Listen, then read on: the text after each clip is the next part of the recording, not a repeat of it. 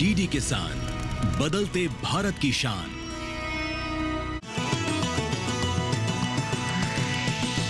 DD किसान, बदलते भारत की शान।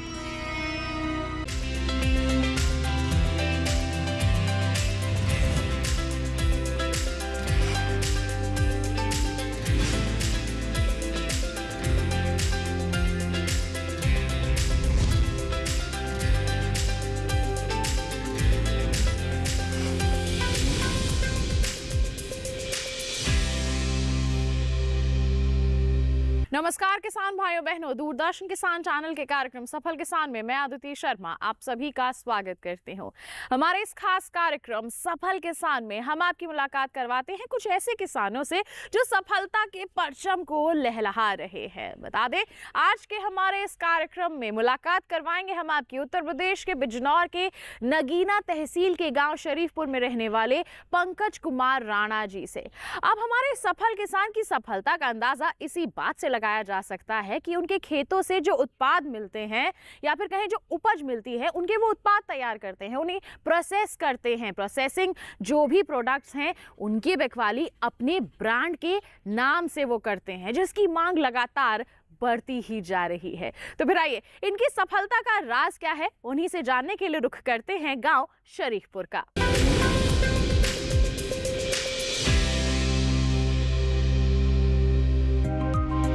गंगा नदी के नजदीक स्थित उत्तर प्रदेश का बिजनौर जिला आज कृषि की बदौलत देश भर में मशहूर है, जहां गेहूं, गन्ना, धान और देसी उड़द जैसी फसलों की पैदावार अच्छी होती है। बिजनौर को लेकर कहावत है, कहते हैं कि महाभारत काल में इसे वीर राजा बेन ने बसाया था। वैसे ये पुरानी बात है, लेकिन आज हम इतिहास की नहीं वर्तमान की बात करेंगे, यानी आज के हमारे सफल किसान पंकज कुमार और उनकी खास तरह की प्राकृतिक खेती की। कहा जाता है कि अगर खेती किसानी में बेहतर करना हो तो पशुपालन किसानों के लिए जरूरी है। इससे किसानों को दूध, घी, दही आसानी से मिल जाता है और पशुओं के अवशेष से प्राकृतिक खाद बनाई जाती है, जीवामृत बनाए जाते हैं। इससे रसायनों का प्रयोग करने से किसान बच जाते हैं और उनका मुनाफा भी कई गुना बढ़ जाता है। प्राकृतिक खेती के लिए पशुपालन सोने पे सुहागा की तरह काम करता है। चलिए हमारे सफल किसान से पशुपालन के बारे में विस्तार से जानते हैं।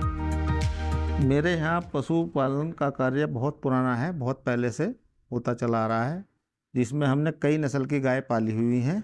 एक गाभन है, 2 दूध दे रही हैं, एक भैंस है, जिसका उपयोग हम गोबर, गौमूत्र अपने खाद में उपयोग करने के लिए एकत्रित करते हैं।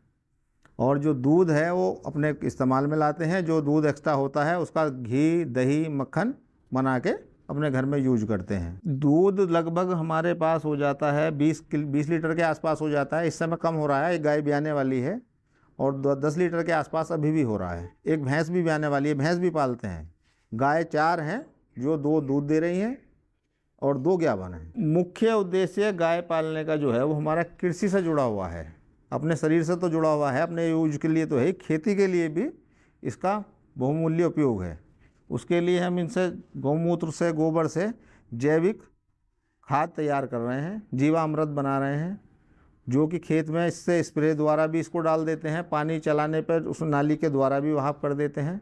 जीवामृत जो है खेती में बहुत उपयोगी चीज़ साबित हो रहा है। पंकज कुमार राणा सालों से प्राकृतिक खेती कर रहे हैं, जिसमें वो गेहूं, सरसों, गन्ना, धान, दाल सब लगाते हैं। लेकिन इसकी शुरुआत उनके पिता अमर सिंह राणा ने की थी और उन्हीं के नक्शे कदम पर चलकर आज पंकज दिन दूनी और रात चौगुनी तरक्की कर रहे हैं।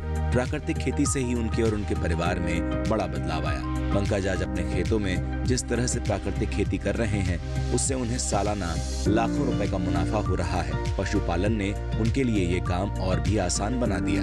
पंकज के परिवार का राणा ब्रांड चावल दूर दूर तक चर्चा में है। दरअसल पंकज अपने भाई आशुतोष और पिता अमर सिंह के साथ मिलकर अपने खेतों से निकले बासमती चावल को बाजार में अपने ब्रांड राणा के नाम से बेचते हैं। ऐसा करने के लिए केवीके से उन्हें समय समय पर सही सलाह और सहायता मिलती रही है।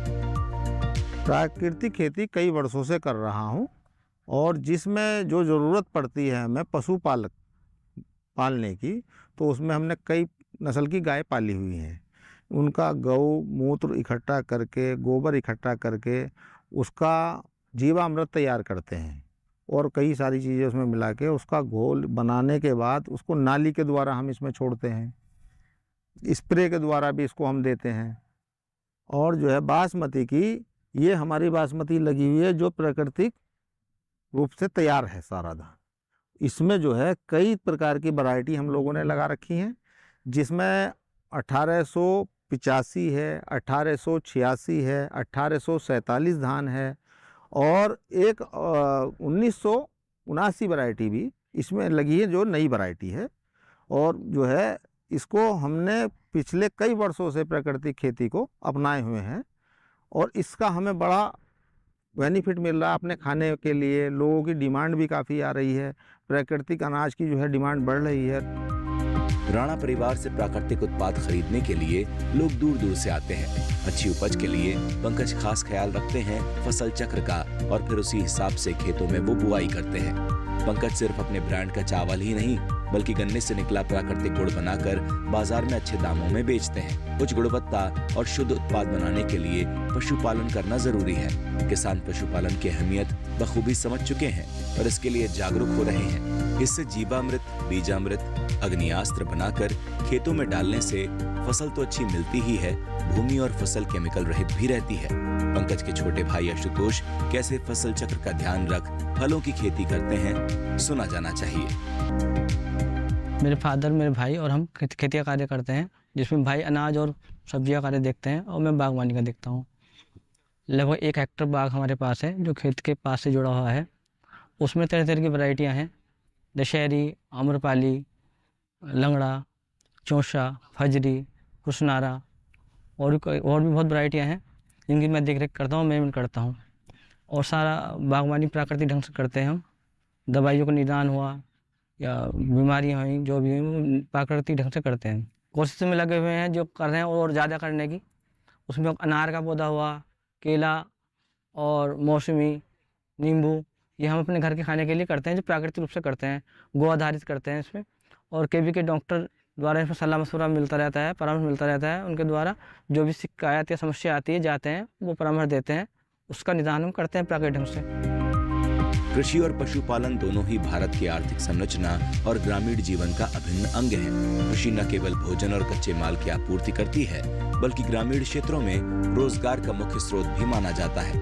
भारत में पशुपालन कृषि का एक महत्वपूर्ण हिस्सा है और एक किसानों के लिए अतिरिक्त आय का एक प्रमुख स्रोत भी है। सफल किसान के लिए पशुपालन न केवल आर्थिक समृद्धि लाता है बल्कि खाद्य सुरक्षा और पोषण में भी महत्वपूर्ण भूमिका निभाता है।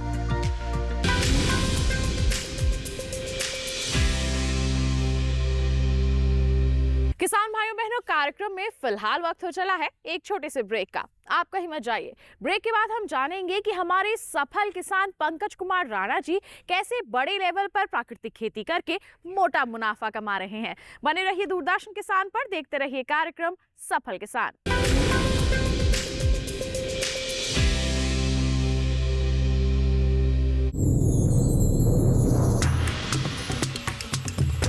कहते हैं कि बकरी जो है ना गरीबों की गाय है। अन्न का राजा यानी गेहूं कुपोषण की समस्या का समाधान हो सकता है। हमारे साथ श्रीनगर से एक किसान है जो केसर की खेती करते हैं। श्रीनगर के किसान पारंपरिक तौर पर नदरों की खेती करते आए हैं। आदरणीय प्रधानमंत्री श्री मोदी जी ने आपकी मन की बात पे जिक्र किया था, तब से आपको कितना फायदा हुआ? तब जाके बहुत सारे हमें फोन कॉल्स भी आती है, यहाँ से भी बाहर से भी। मोती की बात करें तो ज्योतिष में इसे चंद्र का रत्न माना जाता है। हम लोगों ने कल्चर्ड मोती जो हम टैंक में या तालाब में करेंगे, जिसको संवर्धित मोती बोलते हैं। इस फसल से महिलाओं का सशक्तिकरण भी हो रहा है। हम अपने पति के ऊपर कभी डिपेंडेंट भी नहीं हुई हूँ। काली हो जानी चाहिए। देखिए कार्यक्रम कृषि विशेष गुरुवार शाम 7 बजे और सोमवार से शुक्रवार सुबह 7 बजे सिर्फ दूरदर्शन किसान चैनल पर।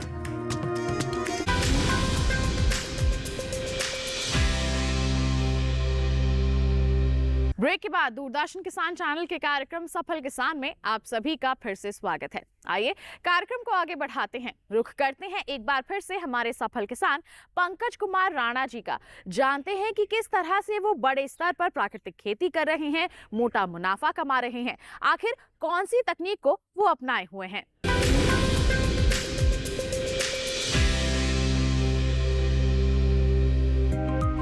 प्राकृतिक खेती को लेकर पंकज का मानना है कि प्राकृतिक खेती पशुपालन के बिना मुश्किल है। पंकज ने जैविक खेती को और बेहतर तरीके से करने के लिए ही पशुपालन करना शुरू किया था। किसान पंकज अपने खेतों के लिए जीवामृत बनाने के लिए गोबर, गौमूत्र, बेसन, प्याज का रस, नीम का पत्ता, डीकंपोजर, मिर्च, लहसुन इत्यादि का प्रयोग करते हैं। सबसे अच्छी बात यह है कि जीवामृत बनाने के लिए इन्हें बाजार से कुछ भी लाने की जरूरत नहीं पड़ती। खाद का इंतजाम भी पशुओं के अपशिष्ट से ही हो जाता है, मतलब आम के आम और गुठलियों के भी दाम। ऐसा करने की सही सलाह मिली केवीके के वैज्ञानिकों से कि कैसे 10 पर्णी अर्क से फसल को कीटों से बचाया जा सकता है। अगर हम देखें तो प्राकृतिक खेती में एक सबसे बड़ा चैलेंज जो है कीड़े और बीमारी, इनको नियंत्रित करना एक बहुत बड़ा चैलेंज है। जनरली किसान जो है कीटनाशक और फंजीसाइड के माध्यम से इनको नियंत्रित करते हैं, लेकिन प्राकृतिक खेती में इनको नियंत्रित करने के लिए हमारे कई सारे उत्पाद हैं जिनका हम इस्तेमाल करते हैं। जैसे आपका 10 पर्णी अर्क है, जैसे नाम से ही जाहिर है 10 पर्णी अर्क मतलब 10 तरह की पौधों की पत्तियों का अर्क तैयार किया जाता है इसमें। इसके अलावा नीमास्त्र, ब्रह्मास्त्र, अग्न्यास्त्र और फंजीसाइड के रूप में सोठास्त्र और आपका खट्टी छाछ का इस्तेमाल करके हम फंगल डिजीज को नियंत्रित करते हैं इसमें। तो इससे क्या होता है कि बहुत सारे जो हमारे बेनिफिशियल सूक्ष्म जीव हैं, जो लाभदायक सूक्ष्म जीव हैं और लाभदायक कीड़े हैं, वो मरने से बच जाते हैं, क्योंकि ये हमारा प्राकृतिक तरीके से तैयार किए गए उत्पाद हैं। इनको इस्तेमाल करके हम अपने खेत में कीड़े और बीमारियों को नियंत्रित करते हैं। पंकज के पिता अमर सिंह राणा ने जो प्राकृतिक खेती रूपी बीज बोया था, वो आज उनके दोनों बेटों को एक सफल किसान की राह पर लेकर आ चुका है। लेकिन इसके पीछे पंकज और उनके छोटे भाई आशुतोष की जी तोड़ मेहनत को नकारा नहीं जा सकता, जिसकी बदौलत आज वो इतने बड़े किसान बन पाए हैं। पंकज अपने खेतों में यूं तो गेहूं, धान, तिलहन, दलहन हर तरह की खेती करते हैं, लेकिन उन्होंने प्राथमिकता दी है धान और गन्ने की खेती को। पंकज आज बड़े लेवल पर धान और गन्ने की खेती करते हैं। नए पुराने कई तरह की किस्म उगाकर आज ये परिवार अच्छा मुनाफा कमा रहा है। इस बारे में पिता अमर सिंह क्या कहते हैं, सुनिए। वर्षों से मैं विभिन्न प्रकार की फसलें, धान, गन्ना, गेहूं, उद्यान की फसलें, सब्जियों की फसलें उगाता चला आ रहा हूँ, जिसमें काफ़ी पुरानी प्रजातियाँ मेरे पास उगाई जाती हैं, मैं उगाता हूँ। जैसे बिंदली, तिलक चंदन, काले नमक की वैरायटी बादशाह, किरण, नरेंद्र वन, काफ़ी पहले से उद्यान फसलें उगा रहा हूँ, जिसमें अमरूद है, आम है, केला है और इसमें भी पुरानी और नई प्रजातियां दोनों उगा रहा हूँ। कहा जा सकता है कि पंकज पशुपालन और खेती किसानी की बारीकी को अच्छे से समझ चुके हैं कि पशुपालन और खेती एक दूसरे के पूरक हैं। पंकज ने अपने खेतों के लिए गोबर और गौमूत्र का उपयोग खाद के रूप में करने से उन्होंने न केवल अपने खेत की मिट्टी की उर्वरता बढ़ाई है, बल्कि रासायनिक उर्वरकों की आवश्यकता को भी कम किया है। साफ है कि पशुपालन और खेती किसानों की आय बढ़ाने के साथ ग्रामीण क्षेत्रों की समृद्धि और खाद्य सुरक्षा के लिए भी महत्वपूर्ण है। उचित चारा प्रबंधन, उन्नत प्रजनन तकनीकें, स्वच्छता और स्वास्थ्य देखभाल पर ध्यान देकर इस तालमेल को कुशलता से अपनाया जा सकता है। इस बारे में किसान विज्ञान केंद्र के वैज्ञानिक क्या कह रहे हैं, सुनिए। हम देख सकते हैं कि कितनी अच्छी बासमती की, गन्ने की फसल इन्होंने प्राकृतिक खेती से मेंटेन कर रखी है। प्राकृतिक खेती द्वारा इन्होंने इतनी अच्छी फसल ले रखी है। फसल में भी इन्होंने ये जो प्रजातियां हैं उसकी विविधता को भी बनाए रखा है। एक ही फसल नहीं, प्रजातीय विविधता भी बहुत ज़रूरी है आपके खेत पे। साथ ही साथ हम यहाँ इनसे एक चीज़ बहुत अच्छी हम सारे किसान भाई सीख सकते हैं कि इन्होंने अपनी खेती के साथ जो एग्रो फॉरेस्ट्री सिस्टम का समन्वय कर रखा है। जो किसान है वो अपनी अतिरिक्त आय के लिए अलग से ज़मीन ना होने पर भी इन्हीं मेड़ों से कैसे अतिरिक्त आय ली जा सकती है, कैसे फसल के साथ ही साथ एक बड़ा पैसा लिया जा सकता है।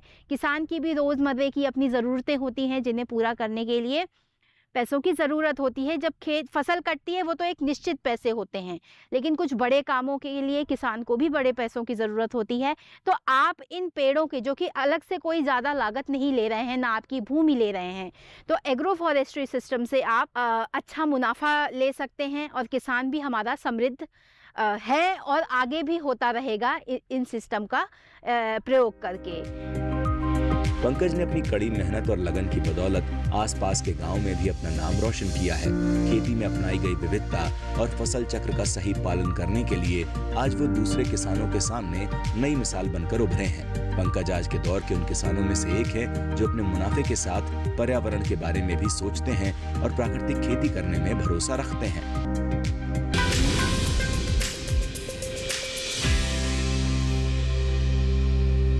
कार्यक्रम में फिलहाल रुक रहे हैं एक और छोटे से ब्रेक के लिए।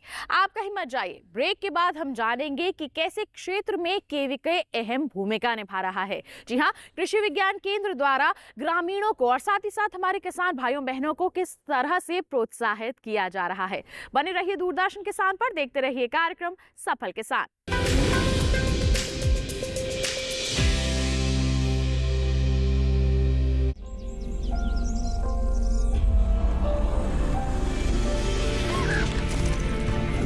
पृथ्वी, हैरत अंगेज किस्मों के जीवों का आवास,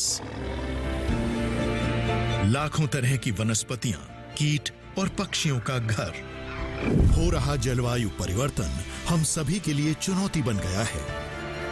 ऐसे में भारत ने जन आंदोलन से प्रकृति की तरफ एक कदम उठाया है। विश्व पर्यावरण दिवस के अवसर पर माननीय प्रधानमंत्री श्री नरेंद्र मोदी जी द्वारा एक पेड़ मां के नाम, प्लांट फॉर मदर कैंपेन की शुरुआत पूरे देश में की गई है।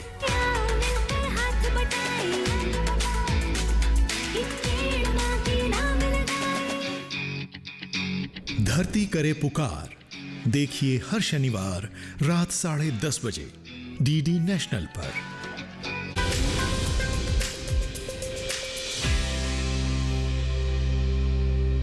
ब्रेक के बाद दूरदर्शन किसान चैनल के कार्यक्रम सफल किसान में आप सभी का फिर से स्वागत। आइए किसान भाइयों बहनों, कार्यक्रम को आगे बढ़ाते हैं, जानते हैं केवीके यानी कि कृषि विज्ञान केंद्र की भूमिका के बारे में। कैसे वो क्षेत्र के ग्रामीणों को, किसान भाइयों बहनों को आगे बढ़ाने के लिए प्रयासरत है, आइए जानें।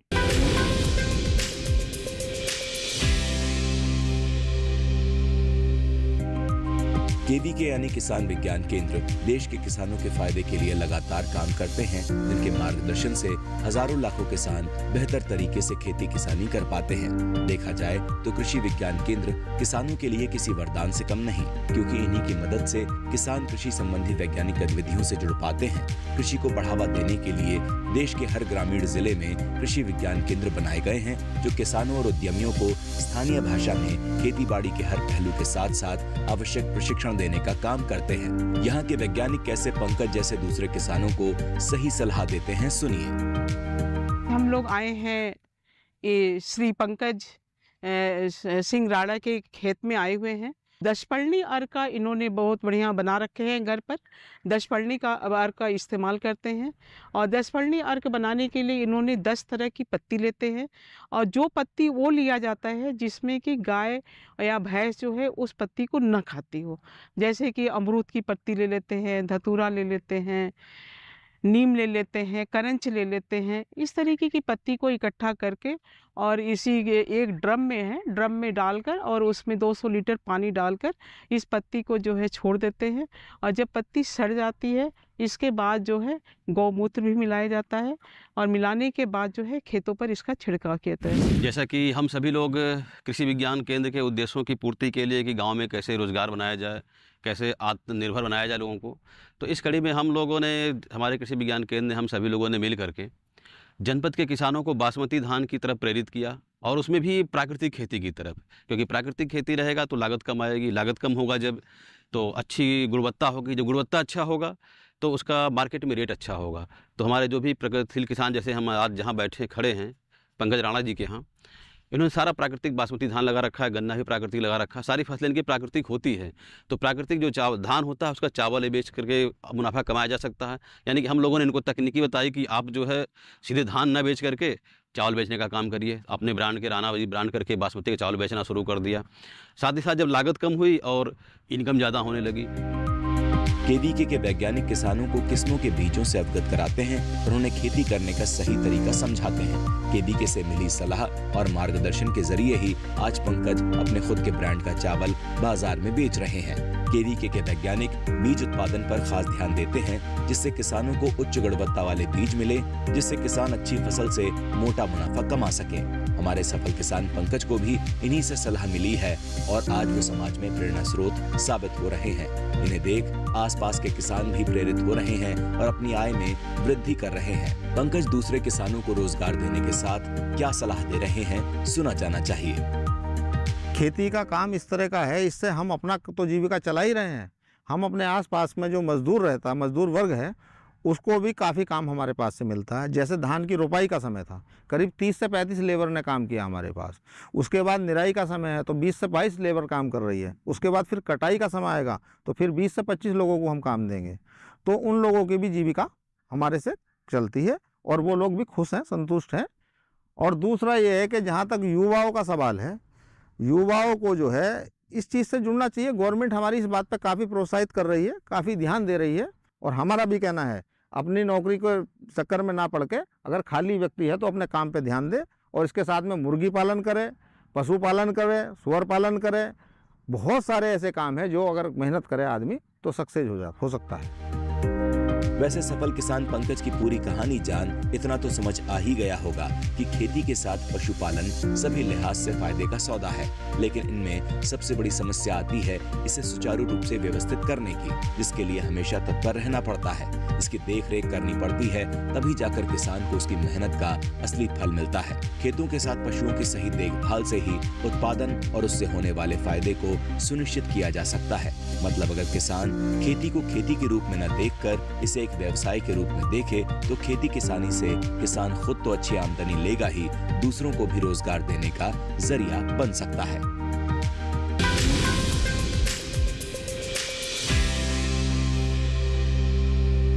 तो ये था कार्यक्रम सफल किसान, जिसमें हमने मुलाकात की हमारे सफल किसान पंकज कुमार राणा जी से। जाना उनकी प्राकृतिक खेती के बारे में, उनकी खेती की अलग तकनीक के बारे में। उम्मीद करते हैं कि इनकी दास्तान को जानकर आप भी इनसे जरूर प्रेरित हुए होंगे। साथ ही आपको बता दें कि ऐसी ही कोई अनोखी दास्तान आपके पास भी है जो आप हम तक पहुंचाना चाहते हैं। उसके लिए आप हमें ईमेल कर सकते हैं। ईमेल आईडी है हमारी safalkisan@gmail.com। आप हमें पत्र भी लिख सकते हैं। पता है हमारा सफल किसान, कमरा नंबर 77, CPC दूरदर्शन, खेलगांव, नई दिल्ली 110049। तो इसी वादे के साथ अगले अंक में फिर होंगे हाजिर कुछ नई और अनोखी दास्तान लेकर। तब तक के लिए हमें दीजिए इजाजत, लेकिन आप बने रहिए दूरदर्शन किसान पर। नमस्कार।